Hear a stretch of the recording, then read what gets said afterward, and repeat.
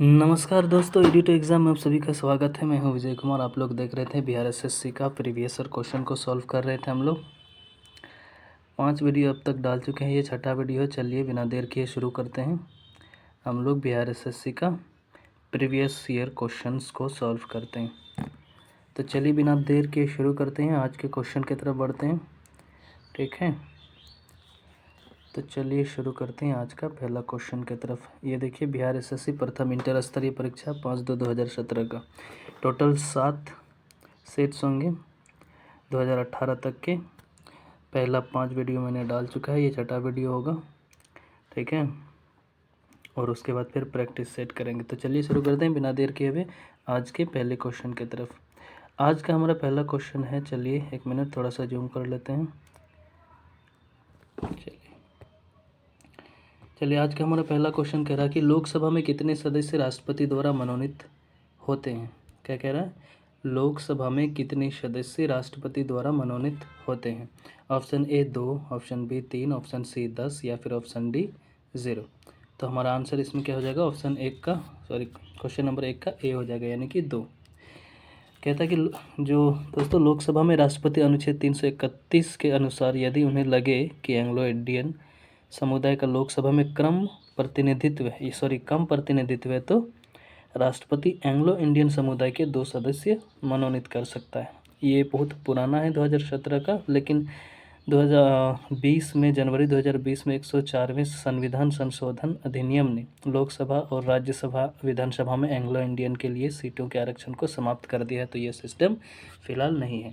पहले होता था 2 सदस्य राष्ट्रपति मनोनीत करते थे। ठीक है, तो चलिए नेक्स्ट क्वेश्चन की तरफ। नेक्स्ट क्वेश्चन कह रहा है कि किसने सरकार को 1950 ईस्वी में सर्वोदय योजना प्रस्तुत की।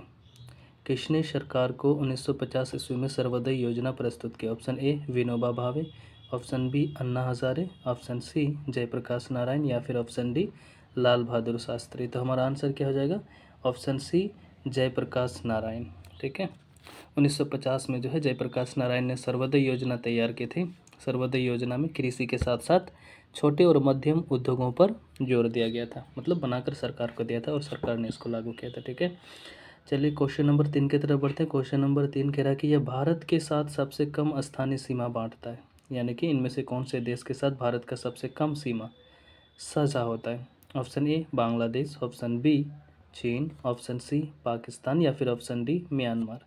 सबसे कम पूछ रहा है। ठीक है भाई, भारत के साथ सबसे कम स्थानीय सीमा बांटता है, स्थानीय सीमा। ठीक है, लैंड बॉर्डर। तो हमारा आंसर क्या हो जाएगा 3 का, D is the right answer. कौन, म्यांमार के साथ सबसे कम लैंड बॉर्डर साझा होती है। चलिए नेक्स्ट क्वेश्चन की तरफ बढ़ते हैं। क्वेश्चन नंबर 4 की तरफ। राष्ट्रीय राजमार्ग योजना कब शुरू की गई। क्वेश्चन नंबर 4 क्या कह रहा है, राष्ट्रीय राजमार्ग योजना कब शुरू की गई। Option A 1948, option B 1975, option C 1995 या फिर ऑप्शन डी 2001। तो हमारा आंसर क्या हो जाएगा 4 का, D is the right answer, 2001। राष्ट्रीय राजमार्ग योजना कब शुरू की गई, 2001 में। पीली क्रांति का संबंध किससे है ना। क्वेश्चन नंबर 5 क्या कह रहा है, पीली क्रांति का किससे संबंध है। ऑप्शन ए दालें, ऑप्शन बी तिलहन, ऑप्शन सी सूर्यमुखी या फिर ऑप्शन डी मछली। तो हमारा आंसर क्या हो जाएगा 5 का, B is the right answer, तिलहन है ना। ऑयल, पीली क्रांति का संबंध किससे है, तिलहन से। चलिए नेक्स्ट क्वेश्चन की तरफ बढ़ते हैं। Question number 6। क्वेश्चन नंबर 6 कह रहा है कि भारत में उत्पाद की गई कितने प्रतिशत कॉफ़ी निर्यात की जाती है। क्या कह रहा है, भारत में उत्पाद की गई कितने प्रतिशत कॉफ़ी निर्यात की जाती है। Option A 20%, option B 70%, option C 10% या फिर ऑप्शन डी 50%। तो हमारा आंसर क्या हो जाएगा 6 का, B is the right answer. कितना, 70%। भारत में उत्पाद की गई कितने प्रतिशत कॉफ़ी निर्यात की जाती है, 70%, यानी 70%। ठीक है, क्वेश्चन नंबर 7 देखते हैं। दुर्गापुर इस्पात कारखाना इसकी सहायता से स्थापित किया गया था। दुर्गापुर इस्पात कारखाना इसकी सहायता से स्थापित किया गया था, किसकी सहायता से। Option A Germany, option B America, option C England या फिर ऑप्शन डी नॉर्वे। तो हमारा आंसर क्या हो जाएगा 7 का, C is the right answer, England के, है ना। सेकेंड पंचवर्षीय योजना के दौरान, है ना, इसको किया गया था। किस वर्ष के बजट में जीएसटी का पहली बार जिक्र किया गया था। क्वेश्चन नंबर 8 क्या कह रहा है, किस वर्ष के बजट में जीएसटी का पहली बार जिक्र किया गया था? Option A 2006-07, option B 2013-14, option C 1998-99 या फिर ऑप्शन डी 2015 और 16। तो हमारा आंसर क्या हो जाएगा 8 का? A is the right answer, 2006-07 मतलब इसका जिक्र हुआ था जीएसटी का। राष्ट्रीयकरण से पहले स्टेट बैंक ऑफ इंडिया का क्या नाम था? क्या कह रहा है क्वेश्चन नंबर 9 कि राष्ट्रीयकरण से पहले स्टेट बैंक ऑफ इंडिया का क्या नाम था? Option A Imperial Bank of India, option B Company Bank of India, option C Bank of Madras या फिर option D Bank of Mumbai. तो हमारा आंसर क्या हो जाएगा 9 का? A is the right answer, Imperial Bank of India. ठीक है, फिर इसको चेंज करके क्या बना देंगे? State Bank of India. चलिए नेक्स्ट क्वेश्चन देखते हैं, क्वेश्चन नंबर 10, हम इस पंचवर्षीय योजना के मध्य में हैं। हम इस पंचवर्षीय योजना के मध्य में, ये तो क्या हो गया, करंट अफेयर्स हो गया उस समय के। तो 10 का क्या हो जाएगा? B is the right answer, 12वीं क्योंकि 2017 का है, तो बोल रहा हम इस पंचवर्षीय योजना के मध्य में, 12वीं पंचवर्षीय योजना के मध्य में। नेक्स्ट क्वेश्चन की तरफ बढ़ते हैं, क्वेश्चन नंबर 11। क्वेश्चन नंबर 11 कह रहा है कि यह गायन शैली नवाब वाजिद अली शाह के दरबार से शुरू हुई, यानी कि इनमें से कौन सा गायन शैली नवाब वाजिद अली शाह के दरबार से शुरू हुई? Option A qawwali, option B Dadra, option C thumri या फिर ऑप्शन डी गज़ल। तो हमारा आंसर क्या हो जाएगा 11 का? C is the right answer, कौन सा? ठुमरी। क्वेश्चन नंबर 12 कह रहा है स्वराज पार्टी की स्थापना किसने की थी? क्वेश्चन नंबर 12 कह रहा है स्वराज पार्टी की स्थापना किसने की? Option A Motilal Nehru, option B Vallabh Bhai Patel, option C Rabindranath Tagore या फिर ऑप्शन डी वीर सावरकर। तो इसमें से ऑप्शन क्या 12 का आंसर क्या हो जाएगा? ए इज़ द राइट आंसर, कौन? मोतीलाल नेहरू एंड चित्तरंजन दास ने करा था 1923 में। ठीक है, नेक्स्ट क्वेश्चन की तरफ बढ़ते हैं, क्वेश्चन नंबर 13 कह रहा है कि यह लेखक या लेखिका अंग्रेजी के बजाय इटालियन में लिखते या लिखती हैं? कौन से जो राइटर्स हैं वो अंग्रेजी के बजाय इटालियन यानी कि इटालियन में लिखते हैं या लिखती हैं? Option A Jhumpa Lahiri, option B Vikram Seth, option सी किरण देसाई या फिर ऑप्शन डी अरुंधति रॉय। तो हमारा आंसर क्या हो जाएगा 13 का? A is the right answer, कौन? झुम्पा लाहिड़ी। क्वेश्चन नंबर 14 की तरफ चलते हैं, क्वेश्चन नंबर 14 कह रहा है कि इनकी आत्मकथा है The Test of My Life, यानी कि The Test of My Life किसकी आत्मकथा है? Option A Yuvraj Singh, option B Rahul Dravid या फिर ऑप्शन सी सचिन तेंदुलकर या फिर ऑप्शन डी MS धोनी। तो हमारा आंसर क्या हो जाएगा 14 का? A is the right answer, कौन सा? युवराज सिंह। युवराज सिंह की बायोग्राफी क्या है? The Test of My Life. ठीक, चलिए नेक्स्ट क्वेश्चन की तरफ बढ़ते हैं, क्वेश्चन नंबर 15। ठीक, 1 मिनट। क्वेश्चन नंबर 15 कह रहा है कि अमर्त्य सेन को इसके लिए नोबेल पुरस्कार दिया गया, यानी अमर्त्य सेन को किस विषय में, किस सब्जेक्ट पर नोबेल पुरस्कार दिया गया था? ऑप्शन ए केमिस्ट्री यानी रसायन, ऑप्शन बी अर्थशास्त्र, ऑप्शन सी सामाजिक विज्ञान या फिर ऑप्शन डी शांति। तो हमारा आंसर क्या हो जाएगा 15 का? B is the right answer, किसमें? इकोनॉमिक्स में मिला था। क्वेश्चन नंबर 16 की तरफ बढ़ते हैं, क्वेश्चन नंबर 16 कह रहा है कि छऊ बिहार के अतिरिक्त इस राज्य का भी लोक नृत्य है। जो छऊ डांस है वो बिहार में तो होता ही है, बिहार के अलावा और किस राज्य में का ये डांस है? Option A Paschim Bengal, option B Mizoram, option C Madhya Pradesh या फिर ऑप्शन डी उत्तर प्रदेश। तो हमारा आंसर क्या हो जाएगा 16 का? A is the right answer, कहाँ? पश्चिम बंगाल। बिहार के साथ साथ पश्चिम बंगाल का भी डांस है। ठीक है, क्वेश्चन नंबर 17 की तरफ बढ़ते हैं, क्वेश्चन नंबर 17 कह रहा है कि भारतीय संविधान का कौन सा भाग राज्य के लिए नीति निर्देशित करने वाला तत्वों का उल्लेखित करता है? ठीक है, भारतीय संविधान का कौन सा राज्य के लिए नीति निर्देशित करने वाले तत्वों का उल्लेख करता है, यानी DPSP? ऑप्शन ए है भाग 1, ऑप्शन बी भाग 2, ऑप्शन सी भाग 3 या फिर ऑप्शन डी भाग 4। तो हमारा आंसर क्या हो जाएगा 17 का? D is the right answer. ठीक है, DPSP यानी नीति निर्देशक तत्व, जिसको हम लोगों ने आयरलैंड के संविधान से लिया था। ठीक है, नेक्स्ट क्वेश्चन की तरफ बढ़ते हैं, क्वेश्चन नंबर 18 कह रहा है कि भारतीय संविधान की कौन सी अनुसूची भाषाओं का उल्लेख करता है? ठीक है, भारतीय संविधान की कौन सी अनुसूची भाषाओं का उल्लेख करता है? ऑप्शन ए अनुसूची 4, ऑप्शन बी अनुसूची 8, ऑप्शन सी अनुसूची 10 या फिर ऑप्शन डी अनुसूची 12। तो हमारा आंसर क्या हो जाएगा 18 का? B is the right answer, अनुसूची 8 है ना। भारतीय संविधान की कौन सी अनुसूची भाषाओं का उल्लेख करता है? अनुसूची 8। ठीक है, नेक्स्ट क्वेश्चन की तरफ पढ़ते हैं। नेक्स्ट क्वेश्चन 19 नंबर का क्वेश्चन कह रहा है कि डॉक्टर राजेंद्र प्रसाद कितने वर्ष तक भारत के राष्ट्रपति रहे। क्या कह रहा है, डॉक्टर राजेंद्र प्रसाद कितने वर्षों तक भारत के राष्ट्रपति रहे। ऑप्शन ए 6 वर्ष, ऑप्शन बी 8 वर्ष, ऑप्शन सी 12 वर्ष या फिर ऑप्शन डी 5 वर्ष। तो हमारा आंसर क्या हो जाएगा 19 का, C is the right answer, 12 वर्ष है ना। डॉक्टर राजेंद्र प्रसाद कितने वर्षों तक भारत के राष्ट्रपति रहे, तो 12 ईयर्स है ना, 12 वर्षों तक। ठीक है, नेक्स्ट क्वेश्चन की तरफ बढ़ते हैं। क्वेश्चन नंबर 20 कह रहा है कि भारतीय संविधान में राष्ट्रपति चुनाव पद्धति का स्रोत इस देश के संविधान से ली गई है। यानी कि भारत में जो राष्ट्रपति का चुनाव होता है उस सिस्टम का जो पद्धति है उसको किस देश के संविधान से लिया गया है। Option A Germany, option B England, option C Ireland या फिर ऑप्शन डी जापान। तो हमारा आंसर क्या हो जाएगा 20 का, C is the right answer, कहाँ, आयरलैंड। ठीक है, भारतीय संविधान में राष्ट्रपति चुनाव पद्धति का स्रोत इस देश के संविधान से ली गई है, तो आयरलैंड के संविधान से लिया गया। नेक्स्ट क्वेश्चन की तरफ बढ़ते हैं, क्वेश्चन नंबर 21 की तरफ। क्वेश्चन नंबर 21 कह रहा है कि सर्वप्रथम भारतीय अभिनेत्री कौन थी, यानी पहला जो भारतीय अभिनेत्री थी वो कौन थी। Option A Devika Rani, option B Madhubala, option C Meena Kumari या फिर ऑप्शन डी नरगिस। तो हमारा आंसर क्या हो जाएगा 21 का, A is the right answer, कौन, देविका रानी है ना। भारत की जो सर्वप्रथम अभिनेत्री थी वो कौन थी, देविका रानी। नेक्स्ट क्वेश्चन की तरफ बढ़ते हैं। क्वेश्चन नंबर 22 कह रहा है कि यह हिंदी साहित्य के एक प्रसिद्ध आलोचक थे। इनमें से कौन जो है हिंदी साहित्य का फेमस आलोचक था, है ना। Option A Namvar Singh, option B Harivansh Rai Parsai, option C Jaishankar Prasad या फिर ऑप्शन डी निराला। तो हमारा आंसर क्या हो जाएगा 22 का, A is the right answer, कौन, नामवर सिंह। ठीक है, क्वेश्चन नंबर 23 देखते हैं। पद्मावत के लेखक थे। Option A Kabir, option B Tulsidas, option C Jayasi या फिर ऑप्शन डी निराला। तो हमारा आंसर क्या हो जाएगा 23 का, C is the right answer, कौन, जायसी। ठीक है, पद्मावत के लेखक कौन थे, जायसी। ठीक है, नेक्स्ट क्वेश्चन की तरफ बढ़ते हैं। Question number 24। क्वेश्चन नंबर 24 कह रहा है कि गेम ऑफ थ्रोन्स के लेखक हैं।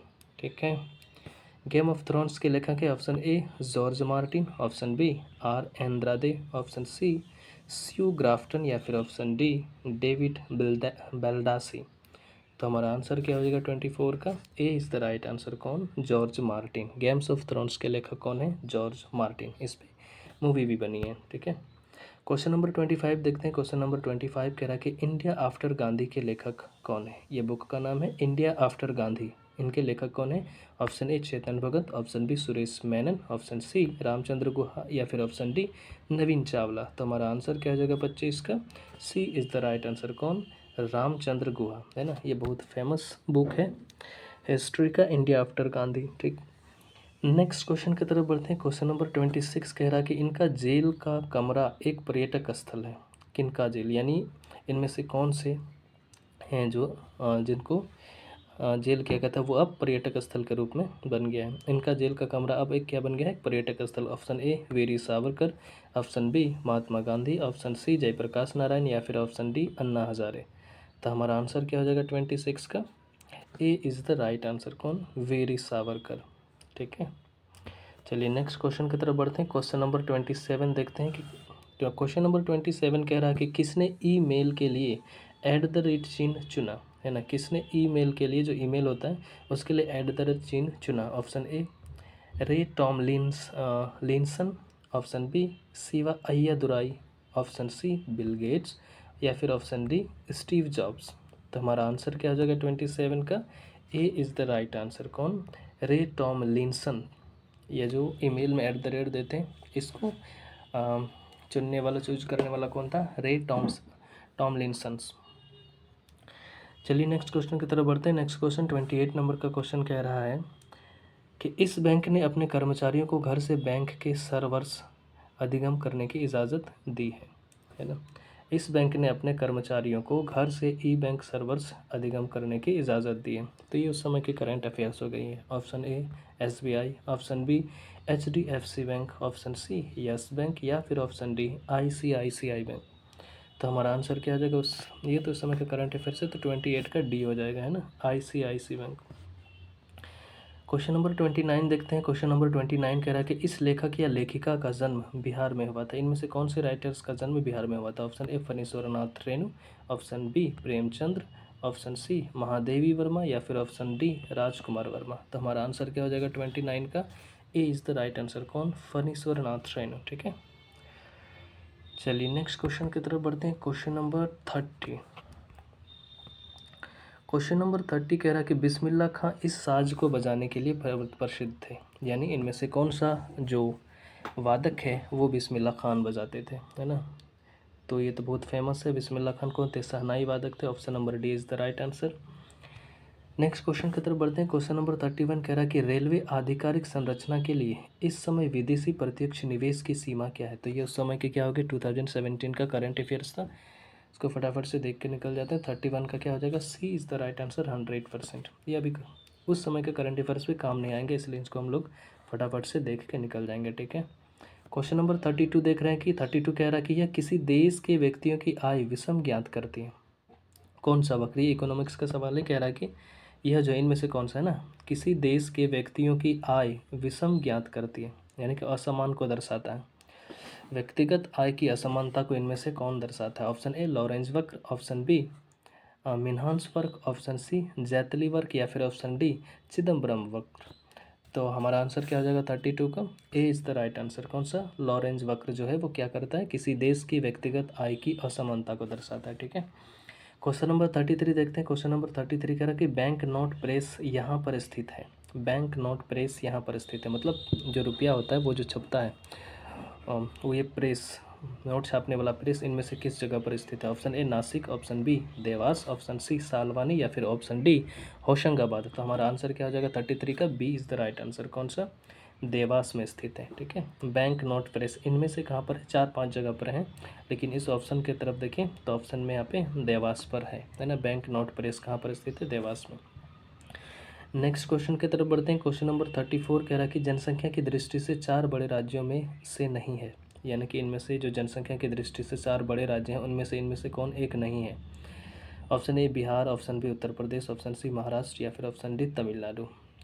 तो अब तक आप लोगों के माइंड में आंसर आ गया होगा 34 का? D is the right answer. इनमें से जो डी है वो गलत है ना? बिहार, उत्तर प्रदेश और महाराष्ट्र यहाँ पे बहुत ज़्यादा मात्रा में क्या है? जनसंख्या है, और तमिलनाडु में की दृष्टि से ये कम है। ठीक है, नेक्स्ट क्वेश्चन की तरफ बढ़ते हैं। क्वेश्चन नंबर 35 हम लोग देखते हैं। क्वेश्चन नंबर 35 कह रहा है कि इसका प्रतिवर्ष किसी जनसंख्या घनत्व सर्वाधिक है। इसका प्रतिवर्ष किसी जनसंख्या घनत्व सर्वाधिक है। Option A Bihar, option B Paschim Bengal, option C Kerala या फिर ऑप्शन डी उत्तर प्रदेश। तो हमारा आंसर क्या हो जाएगा 35 का? A is the right answer. कह रहा है कि जो जनसंख्या घनत्व है इनमें से कहाँ की सर्वाधिक है? तो बिहार में सर्वाधिक जनसंख्या घनत्व है। जनसंख्या घनत्व बोले तो 1 किलोमीटर स्क्वायर क्षेत्र में जो लोगों की संख्या रहती है उसको कहते हैं जनसंख्या घनत्व। बिहार में सर्वाधिक लोग रहते हैं 1 किलोमीटर के अंदर। ठीक है, क्वेश्चन नंबर 36 देखते हैं। क्वेश्चन नंबर 36 में कह रहा है कि भारत में सुपर कंप्यूटर जो पहले विकसित किया गया उसका नाम था, यानी भारत का जो पहला सुपर कंप्यूटर था उसका क्या नाम था, वही पूछ रहा है। Option A Param 8000, option B Aditya, option C Anupam अधैया या फिर ऑप्शन डी सागा 220। तो हमारा आंसर क्या हो जाएगा 36 का? A is the right answer. कौन सा? भारत का जो पहला सुपर कंप्यूटर है उसका क्या नाम था? परम 8000। ठीक है, क्वेश्चन नंबर 37 देखते हैं। क्वेश्चन नंबर 37 कह रहा है कि भारत में 4G सेवा का प्रारंभ कब हुआ, है ना? ऑप्शन ए सन 2000 ईस्वी, ऑप्शन बी सन 2012 ईस्वी या फिर ऑप्शन सी सन 2016 ईस्वी या फिर अभी आरंभ नवी 2017 की बात कह रहा है। तो हमारा आंसर क्या हो जाएगा 37 का? B is the right answer. 2012 में हो चुका था। ठीक है, जियो तो 2016 में आए, लेकिन 4G सेवा 2012 में, इंडिया की बात कर रहा था, 2012 में स्टार्ट हो चुका था। ठीक है, क्वेश्चन नंबर 38 की तरफ बढ़ते हैं। क्वेश्चन नंबर 38 कह रहा है कि यूके जो कि ब्रिटेन है ना, इसका शेयर मूल्य का सूचकांक है। अपने यहाँ जैसे शेयर मूल्य का क्या है? इंडेक्स क्या बोलते हैं? सेंसेक्स। तो उसी तरह यूके का जो शेयर मूल्य सूचकांक है उसको क्या कहते हैं? ऑप्शन स्टॉक्स या फिर ऑप्शन बी FTSE 100 या फिर ऑप्शन सी सेट या फिर ऑप्शन डी JCI। तो क्या है इसका 38 का? B is the right answer. ठीक है, वहाँ का जो शेयर सूचकांक है इंडेक्स उसको क्या बोलते हैं? FTSE। नेक्स्ट क्वेश्चन की तरफ बढ़ते हैं। Question number 39। ठीक है, क्वेश्चन नंबर 39 कह रहा है कि रिजर्व बैंक ऑफ इंडिया के प्रथम भारतीय राज्यपाल यानी कि गवर्नर कौन थे। आरबीआई का प्रथम भारतीय गवर्नर कौन थे। Option A Siri Deshmukh, option B Raghuram Rajan, option C Suresh Mathur या फिर ऑप्शन डी कृष्णा आचार्य। तो हमारा आंसर क्या हो जाएगा 39 का, A is the right answer. कौन थे? सीरी Deshmukh is the first governor of RBI. ठीक, क्वेश्चन नंबर 40 की तरफ बढ़ते हैं। क्वेश्चन नंबर 40 कह रहा है कि वह विद्यार्थी जिसने रुपया का साइन डिज़ाइन किया वह यहाँ पढ़ रहा था। Option A JNU, option B IIT Bombay, option C Hyderabad University, option D IIT Madras. तो हमारा आंसर क्या हो जाएगा 40 का, B is the right answer. कौन?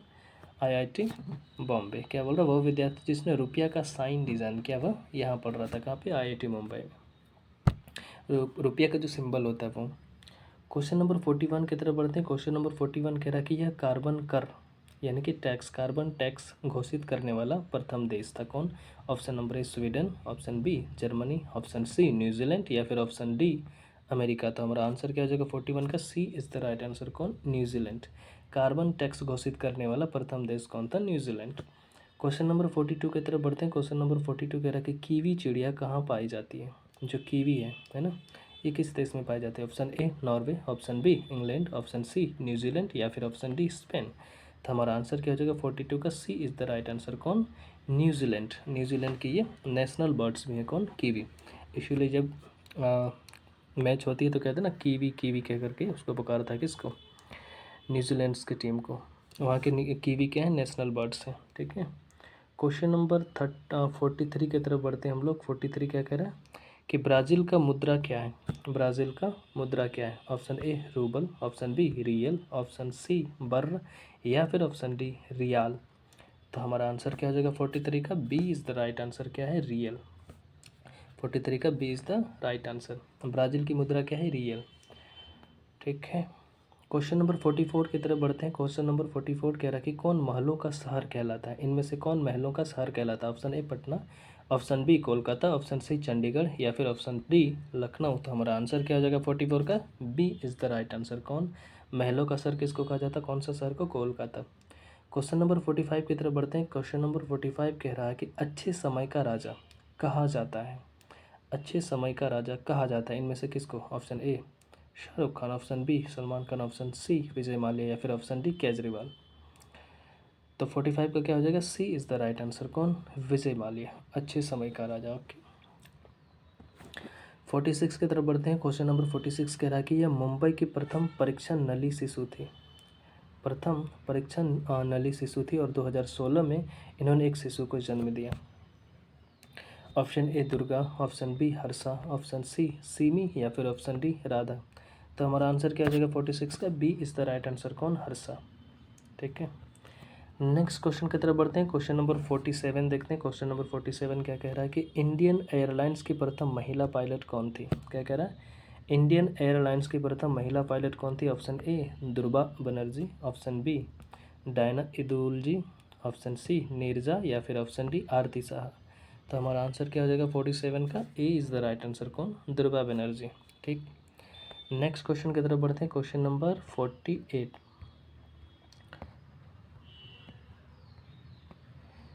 1 मिनट।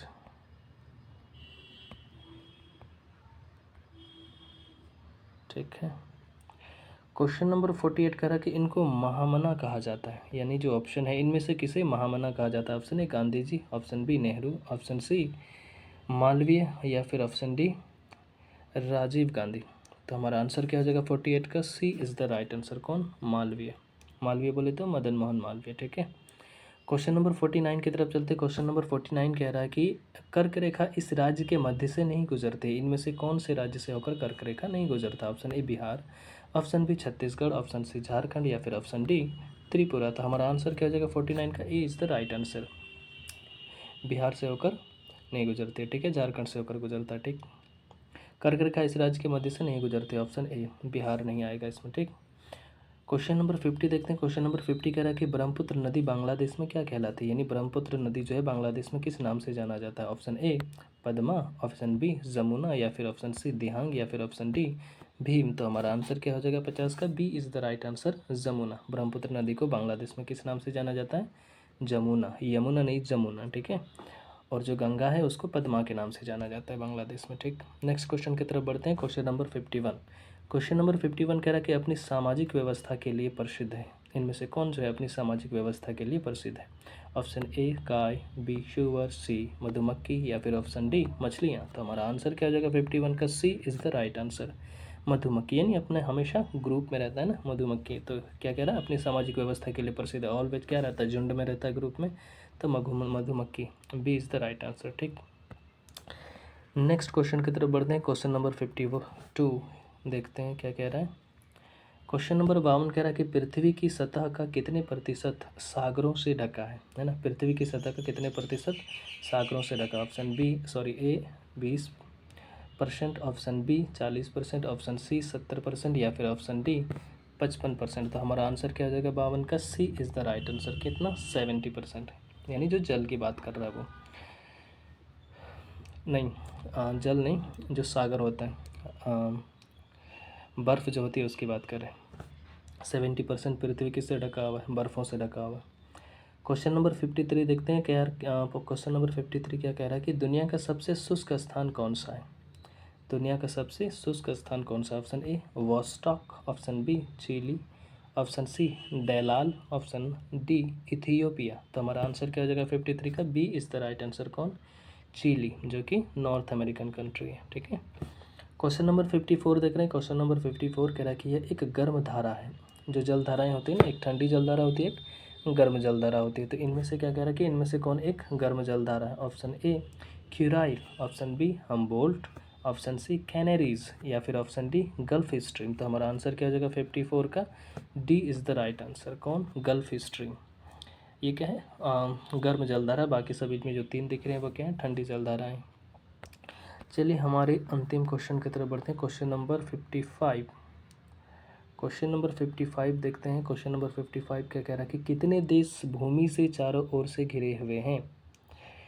कितने देश भूमि से चारों ओर से घिरे हुए हैं? यानी लैंड लॉक कंट्री की बात कर रहा है। लैंड लॉक कंट्री जिसका बॉर्डर समुद्र से नहीं लगता हो चारों ओर से, यानी कि भूमि से ही घिरी हो, उसको क्या बोलते हैं? भूमि से चाहिए लैंड लॉक कंट्री बोलते हैं। तो पूरी दुनिया में क्या बोल रहा है?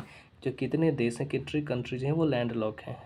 Option A 22, option B 44, option C 66 या फिर ऑप्शन डी 88। तो हमारा आंसर क्या हो जाएगा 55 का?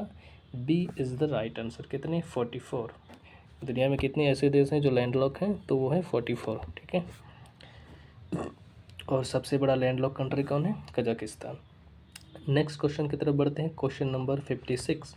क्वेश्चन नंबर 56 कह रहा है कि बिहार के इस भाग में सर्वाधिक जनसंख्या घनत्व है, ठीक। वैसे भारत में सर्वाधिक जनसंख्या घनत्व बिहार में ही है। राज्य की बात करें सर्वाधिक जनसंख्या घनत्व दिल्ली में है, लेकिन राज्य की बात करें तो वो सर्वाधिक जनसंख्या घनत्व बिहार में है। तो ये पूछ रहा है कि बिहार में जो सर्वाधिक जनसंख्या घनत्व है तो किस क्षेत्र में, अलग अलग जिला की अगर बात करें या फिर हिस्सों की बात करें तो बिहार में सर्वाधिक जनसंख्या घनत्व किस भाग में है? पूर्वी, ऑप्शन बी पश्चिमी, ऑप्शन सी उत्तरी या फिर ऑप्शन डी दक्षिणी। तो हमारा आंसर क्या हो जाएगा 56 का? C is the right answer. जो नदर रीजन है, क्षेत्र हैं बिहार में, एक उत्तरी बिहार और दक्षिण बिहार की बात करें तो उत्तरी बिहार में ज़्यादा जनसंख्या घनत्व है, क्योंकि यहाँ पे खेती भी बहुत ज़्यादा होती है। नेक्स्ट क्वेश्चन की तरफ बढ़ते हैं। Question number 57। क्वेश्चन नंबर 57 कह रहा है कि चिल्का झील स्थित है। ये सीधे सीधे सवाल है कि चिल्का झील स्थित है कहाँ पे? Option A Odisha, option B Paschim Bengal, option C Uttar Pradesh या फिर ऑप्शन डी बिहार। तो हमारा आंसर क्या हो जाएगा? Option A is the right answer. कहाँ पर? चिल्का झील, ओडिशा में, जो कि खारे पानी की सबसे बड़ी झील भी है भारत की, ठीक। नेक्स्ट क्वेश्चन की तरफ बढ़ते हैं। Question number 58। क्वेश्चन नंबर 58 कह रहा है कि सुमात्रा द्वीप स्थित है।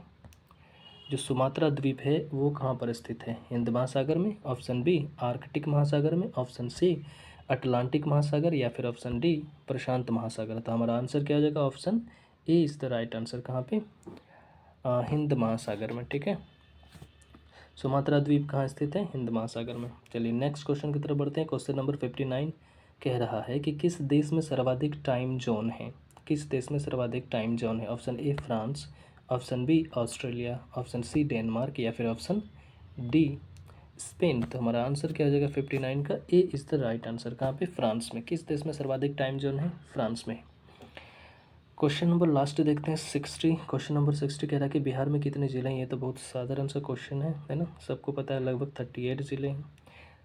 ठीक, चलिए दोस्तों, हम लोग बहुत कम समय में मैंने कोशिश किया कि इसको ख़त्म करने का, और आप लोग जो है इसको देखेगा, नए हैं तो चैनल को सब्सक्राइब कीजिएगा और शेयर भी कीजिएगा, ठीक है, क्योंकि अगले 1 महीना के अंदर अंदर बिहार एसएससी का एग्ज़ाम ले लिया जाएगा, ठीक है। तब तक के लिए धन्यवाद, शुक्रिया।